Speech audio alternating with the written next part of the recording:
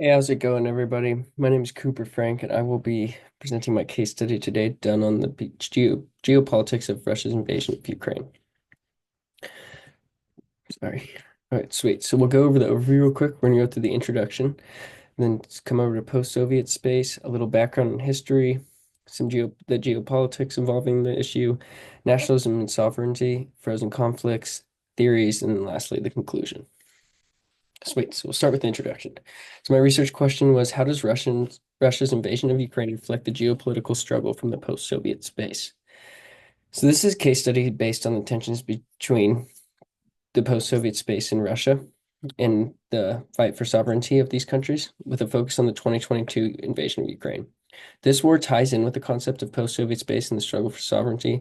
The case study will analyze how Russia's nationalism toward post-Soviet space and states influenced its decision to invade Ukraine in 2022.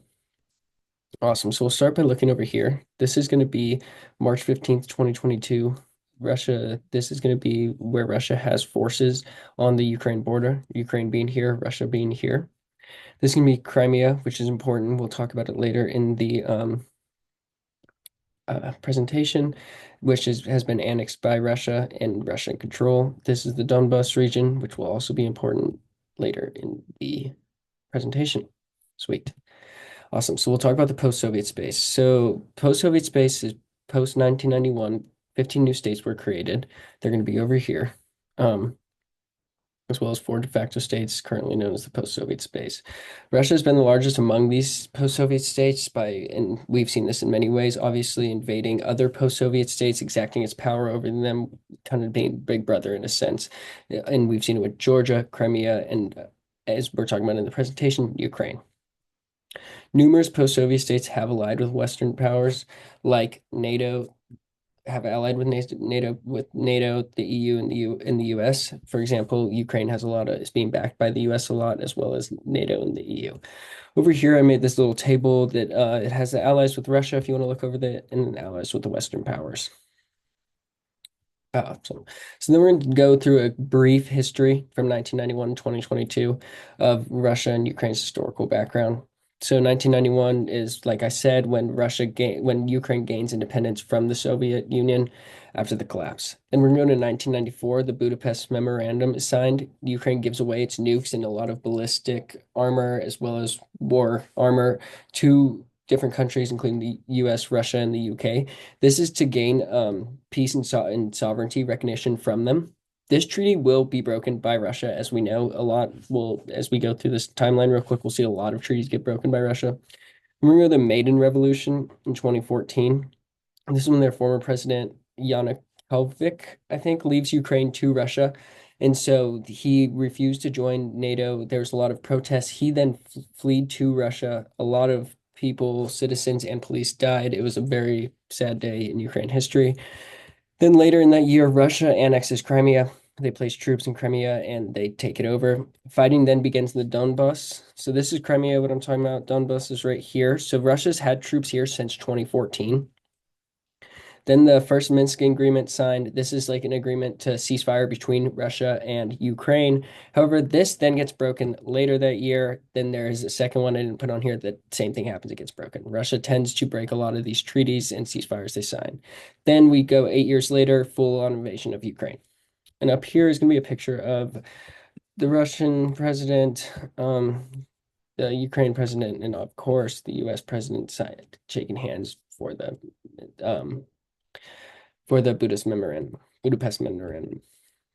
Awesome. Then we're going to look at the NATO and Russia's influence. This is just going to be a graph. I won't go over too much since I don't have a lot of time, but it will show you where post-Soviet Russia is, what NATO's power. So you can see it's inching in closer. Ukraine's kind of the only thing blocking it at the moment from being right on the border of Russia.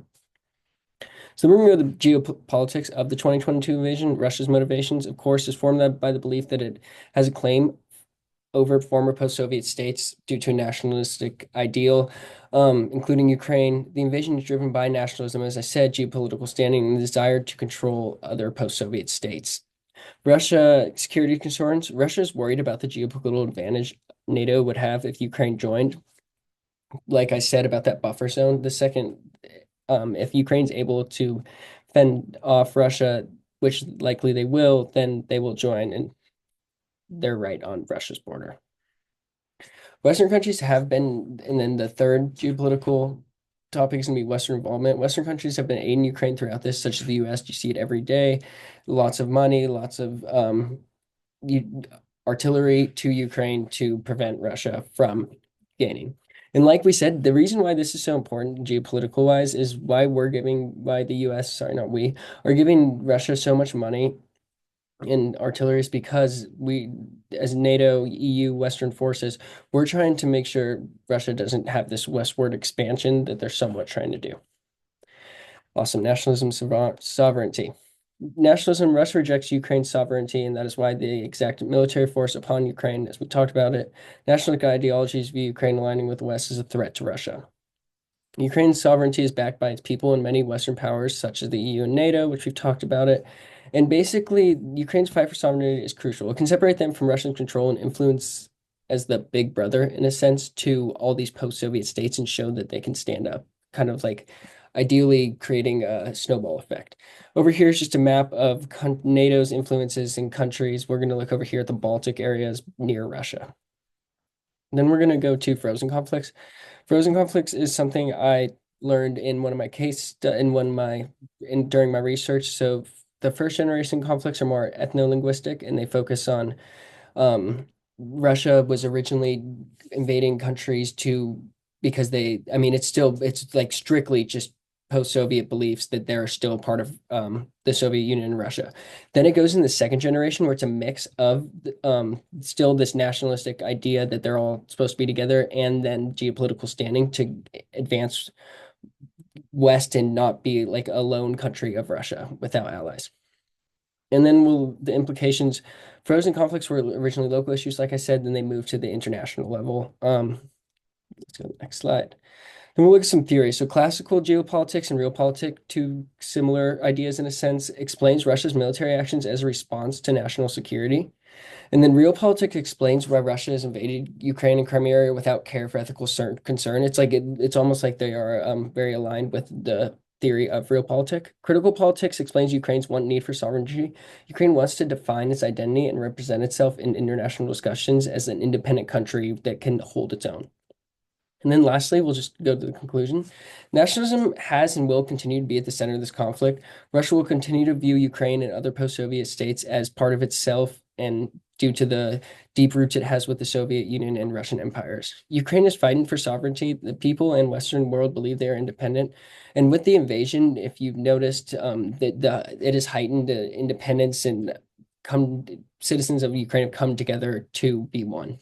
Then lastly, the invasion is linked to a more global divide between Russia and Western forces. Although this is a Ukraine-Russia issue, it has become and will be a West versus Russia issue. And this raises the question, which I'd like to ask lastly, is what long-term plans does Russia have if the post-Soviet space is backed by the West? Will this form Russia into kind of a ball and they'll have to conform with West ideas and diplomacy and less brute force, or will they continue to try to fight till they can't? I don't know.